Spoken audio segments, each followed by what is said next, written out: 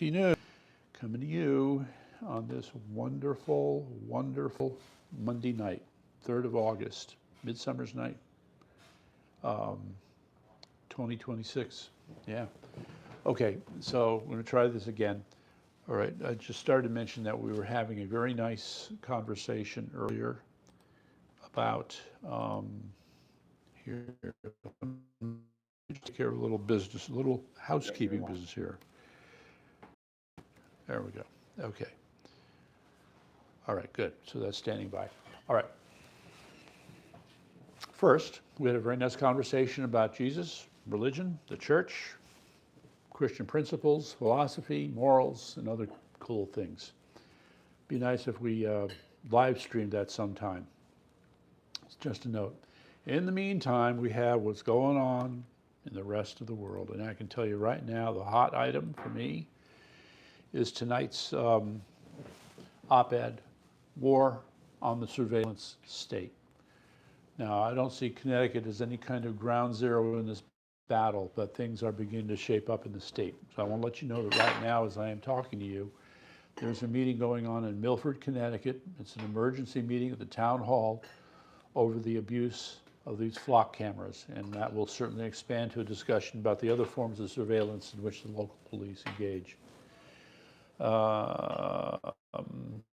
Yeah, the police feel that they have carte blanche when it comes to track people, and I would say that the abuses are far worse with local law enforcement than with either state or federal. So this becomes an important discussion. Now, DJ Ricky will come back with a video on this, and we'll certainly report on it. But the national response to these flock cameras is really indicative of the disgust and the frustration that the average American feels about being tracked for every little thing, even if you're not part of an investigation. The point is that, quote, innocent people get swept up in these things all the time, and the flock cameras have become the worst offenders as far as this is concerned. But the problem is you have others who are working on flock-like technology that's in the wings, and they're waiting to bring that on. But so it's up to us to fight it. And I'll just add that part one is to organize and push back, but then part two is to develop a set of ideas, AKA policy, AKA legislative proposals, that lay down the ground rules for what the real limits are in terms of what these police can get away with. We don't want to take away from their need to chase the bad guys, but on the other hand, we're not going to have them going after innocent citizens without consequence. So therein lies the problems. Let me.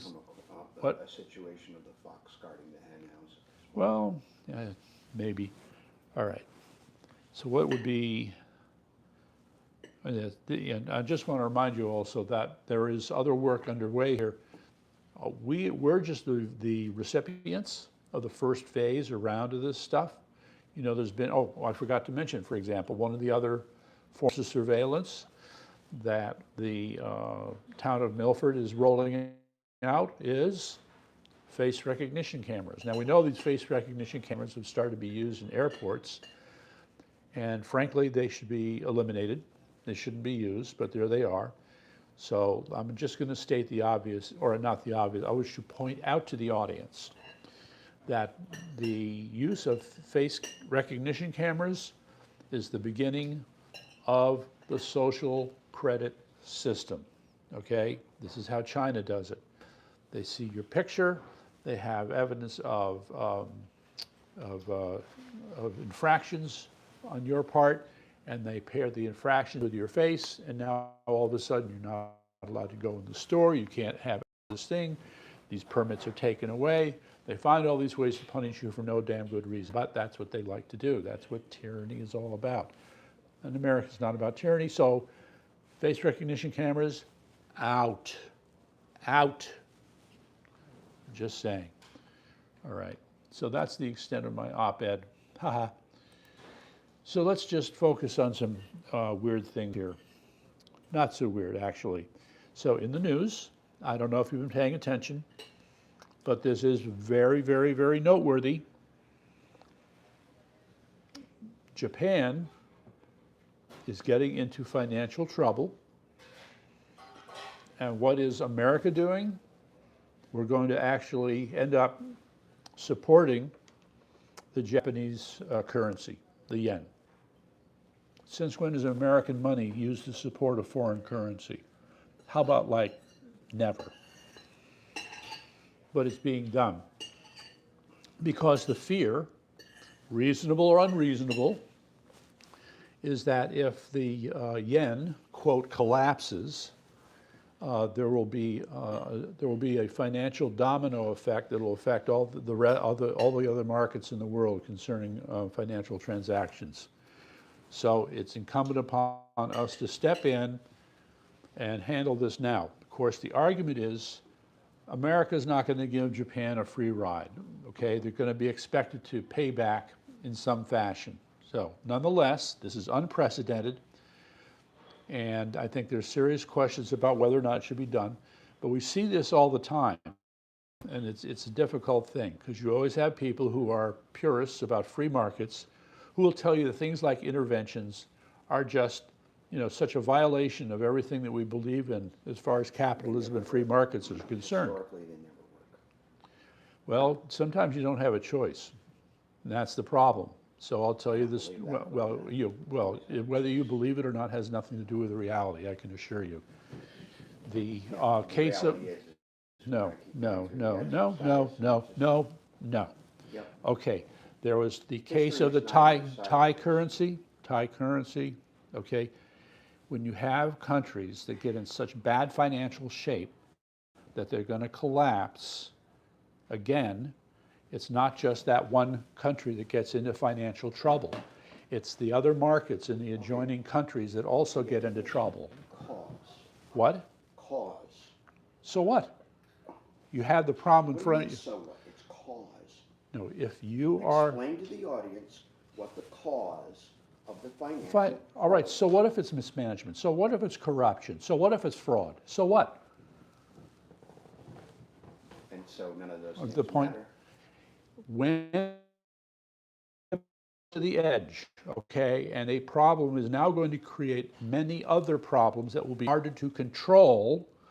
This is a form of financial forgiveness. Well, it's not really, but it's forgiveness. You have no choice, okay? Look, the other case, you don't remember long-term capital management? Remember them? No? Long-term capital management, Greenwich Hedge Fund, 1998 or 96? Okay, well, it's a historic lesson that's important to know, learn, and understand, all right? And it's particularly, right, so the point here is not necessarily true in the case of Japan, but in the case of the long-term capital management hedge fund that fell apart, okay, what's a hedge fund? A hedge fund is about leveraging risk, okay? You place bets where you're saying, well, I'm going to place this bet of $1, and if I win, I get $2, but if I lose, I pay $2. Well, you damn well better have those $2 handy to cover the $1 bet that you lost, okay? That's leverage. But instead of $2, you can place a 4-to-1 bet. People do that.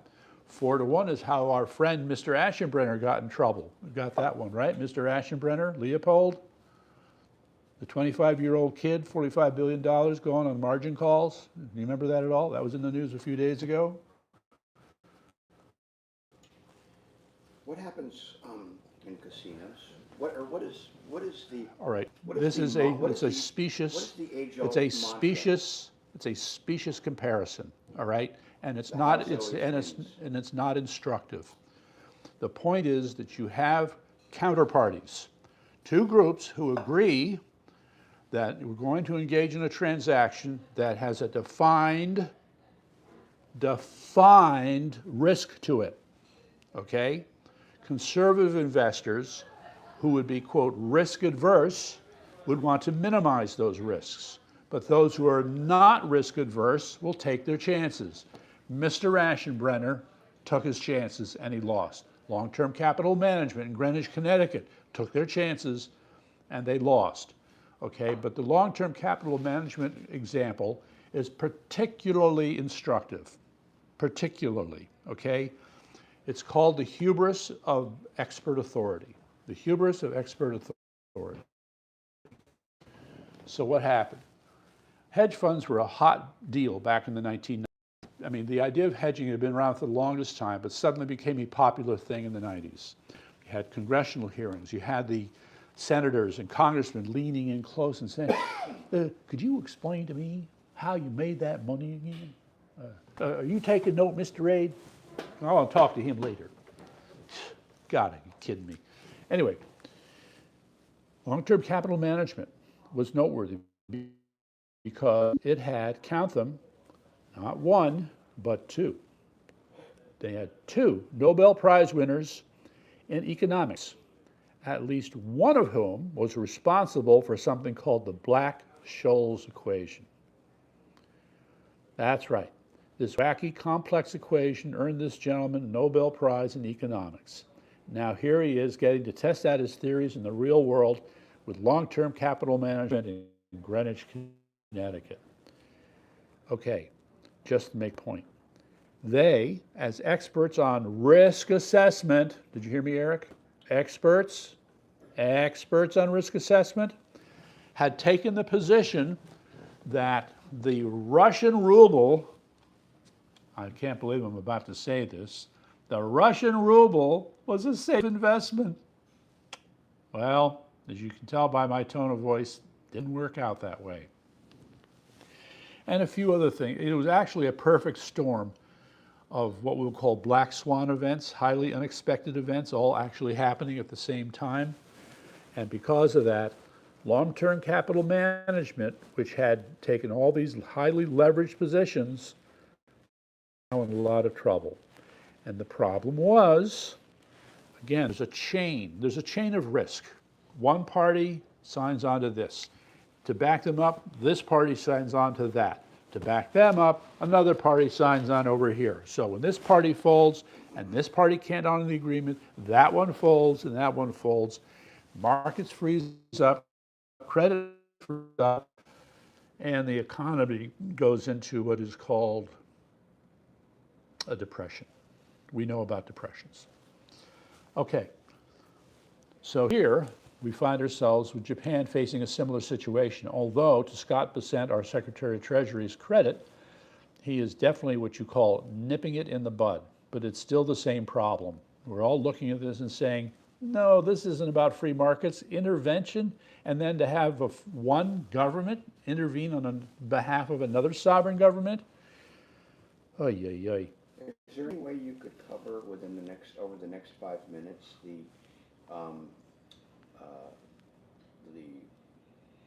liquidity problem of the state of Connecticut? It's a very messy, complex subject, I can assure you, because it just depending upon the day of the week, they're either doing great or they're doing lousy. So this becomes a case of how much is the state of Connecticut fudging their numbers? How much is this? Let's remove all of the government contracts. Let's say we didn't have any military contracts in the state of Connecticut. Hypothetically, let's say hypothetically. Dead meat. What is Connecticut's primary generator of GDP? Insurance. Remember, we're the insurance capital. That is our number one. Are we still? Yep. Well, for Connecticut, how we compare the rest of the country, I don't know. But as far as Connecticut is concerned, number one source of income for the state of Connecticut, and there's taxation. It's creation of nothing and risk management is another form of risk management. Is basically what you're saying. Okay, I used to hate insurance, and I used to not pay attention to insurance, but now I've come to appreciate how important. It's all predicated on the idea of chance.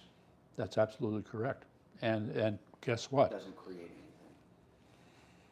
No, it doesn't create anything. It prevents things, and it's a way of What it does is it's basically everybody throwing money into a pool, and there's a certain people who are going to need X amount of dollars over a certain period of time. Right. So it's not a thing. All it is it's kind of like it's a. So why are you fixating? It's an overly complex raffle, basically. Okay, yeah, you're fixating on creation. Okay, prevention, being made whole, avoiding financial ruin. Those are at least as important as Talking creation. I'm talking about creation of a product, products or things that people consume. Yes, and People do not consume insurance. They some would use suggest at the insurances. moment you're suffering from a fetish, okay?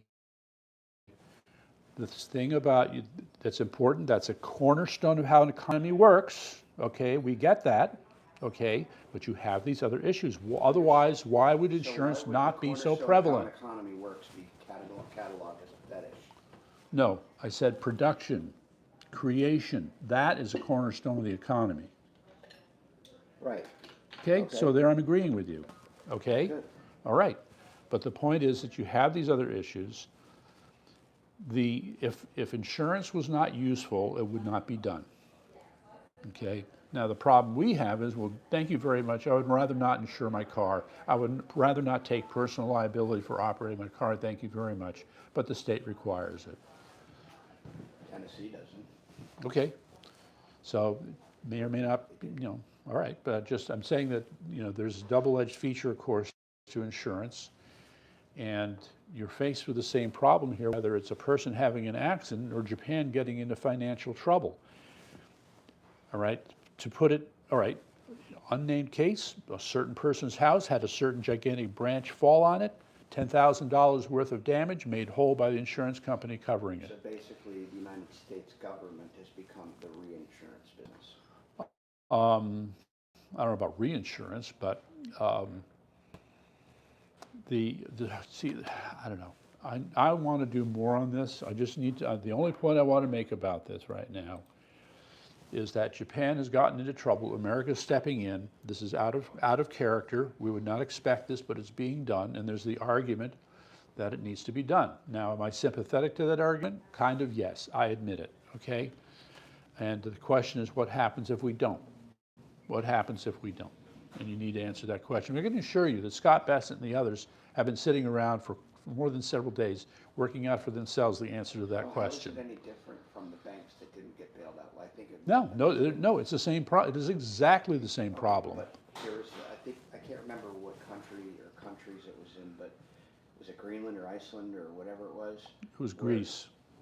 No, there was some Nordic countries where they were not bailed out, and they just let them When was this? This is like in the last 15 years. 15 years. I'll look it up later. Okay. Yeah, well, this stuff about, the financial stability or security of individual countries is an interesting subject. Right. Yeah, exactly. Exactly. So what are you going to say? All right, let me move on now to Ukraine. I just want to note that Ukraine has been rather quiet in terms of news. I had to really hunt things down to get anything, and even then it was not what I'll call satisfying. All right, so I did put up as a link here, go to yankeet.news, check out the links. And while you're at it, remember to like and subscribe, tell your friends, let's get that subscription base growing, baby. In any event, so what I put up was a video. I try to give, let's put it this way, a lot of what we've heard, a lot of what we've heard from the Russians has not been much better than blunt propaganda. They've gotten better, though. There's a Telegram channel called Il Russo, and I can tell you, based upon the stuff they're putting up on there, they've really sharpened up their act as far as their version of what's happening in Ukraine is concerned. So good for them on that. It took a while. All right, so this Russian take now is trying to suggest that Russia is setting a trap for the West. Not just Ukraine, that's small potatoes. No, Russia is setting a trap for the West. I'm a little skeptical, but okay. Meantime, Russia kills 9 more people in an attack in Ukraine, and Ukraine kills 6 more in an attack on Russia. So those links are up. I had mentioned last week the attack by Ukraine on an Iranian ship. Yes, Iranian ship delivering drones to Russia. Yes. So there hasn't been much, I haven't heard much follow-up to that, but that really is setting the stage. And Iran has suggested that it just might attack Ukraine. Let me say that again because it's so important. Iran is suggesting they may attack Ukraine. Is anybody paying attention? Okay. Not that they have that much left to work with, but I could carry on about Iran. Time is running out. There is Trump's playbook, and it's called Here We Go Again. Okay, gonna give him another chance. He got another phone call. It was from Saudi Arabia. Don't do it, don't do it, don't do it, please. It's crazy, all right? In my opinion, and you might agree with me, the real problem here is the hurried pace at which civilian resistance is being trained and armed so that there can be an uprising that gets rid of the regime. In my humble opinion, that's where the real action is, taking longer than expected. You're always running into troubles like this, but that I think is where it's going. Meantime, ladies and gentlemen, I wish I had the map. By now, some of you will have figured this out, but others may have not. That name, Ceuta, Ceuta, which is supposed to be a part of Spain, is a little nib of land on Morocco, on the African side, okay? All this crap about, yes, it was a big invasion. You had a lot of them going in there and everything, but it's in Morocco, okay? Can we just say that? It's in Morocco. So for this, Nick Shirley had to go out there and get in their faces and see what's going on. Gotta love it. I love it. Okay, so you had the Moroccans chanting Allahu Akbar. They're already hitting on the girls there. Some of them have given up and gone back. It's a mess, okay? Now, moving on. On the news portion, I saw this and I just couldn't pass it up, you know? Come on. Hollywood can't get enough. Hollywood's getting very tired and uncreative, by the way, but they can't get enough of the next movie that involves Nazis, right? Can't get enough of that funky stuff. No, that's right. And this time it's going to be Nazis and UFOs, all right? There have only been a couple of movies, I think, on it, but... Don't forget the Soviet... Okay, all right, so look, that's another subject. The story is going to build. It's going to build, all right? So stay tuned. I got the links there. Check it out. Okay, ladies and gentlemen, just before we go out, Court is going to tell you that we want you to join us tomorrow night with DJ that's Ricky, right. With the erstwhile DJ Ricky Smith. Yep. Yeah, we've got a lot of stuff to cover. Yeah, call that our conspiracy theory segment, which is a natural follow-on to this. Anyway, so let me get through the other things. Japan is finally creating its own CIA. I never knew that Japan did not have its own CIA, but now they're going to have their own CIA. So they're going to set about the business of collecting information internationally for their own purposes. So, links there. AI is destroying rare books. This is an outrage, okay? So this just shows that with these large language models and all the stuff that's going on, insatiable, okay? AI is insatiable. And what's happening is now you have these book dealers who have, dead inventory in their warehouses, and what's happening is you have these AI companies buying up the dead inventory, and they're, ripping open the pages, scanning everything, and then destroying the books when they're done. These are rare books. It's disgusting, but the link is there. Massachusetts Democrats create a commission to discriminate against Christians by pushing Muslims into office. So check that out. And we have food additive of the week, glyphosate. You may roll your eyes, but this is a problem for people. Yeah, so there it is. It's a mild kind of article. The health effects of glyphosate are still kind of, by the way, it's not just the glyphosate, it's what it interacts with. It's already in your body, a whole other discussion. Connecticut, oh my goodness, look. I got two more here, Eric, and then I'm done, okay? Jonathan DeBarros, John Bolton. What about him? Crochet. The vote for it. Well, all right, I'll get to that. Okay. So, the illegal alien in Connecticut, vote or not. So there's this woman, her name is Ramirez. She killed 2 police officers in an accident, drunk out of her mind. She had cocaine in her system. And wait, did she test positive for cannabis? I'm trying to remember. In any event, so now you have Stephanie Thomas lying through her teeth. What else is new? Claiming that no, this woman's not on the voter rolls. You have the wrong person. The fact is we have the right person, Stephanie. So stop lying. Meantime, Yes, Jane, there are serious fascist philosophers. So the link is up. I'm trying to remember his name, Zivek or something. There's a community out there. You need to be aware of them, okay? These are people who take fascism, the much hated fascism that liberals love to spout, and they are serious thinkers about what it takes to have a fascist government. So you might want to know about that. Meantime, John DeBarros, what am I going to say? DeBarros, just remember, Jonathan DeBarros, find his website, donate. Lisa Dean, state senator out of Madison, find her website, help her out.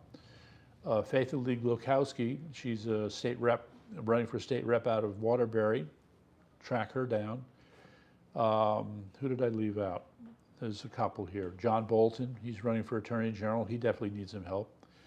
And he's having this fabulous presentation on August 7th. I wish I could be there. It's at the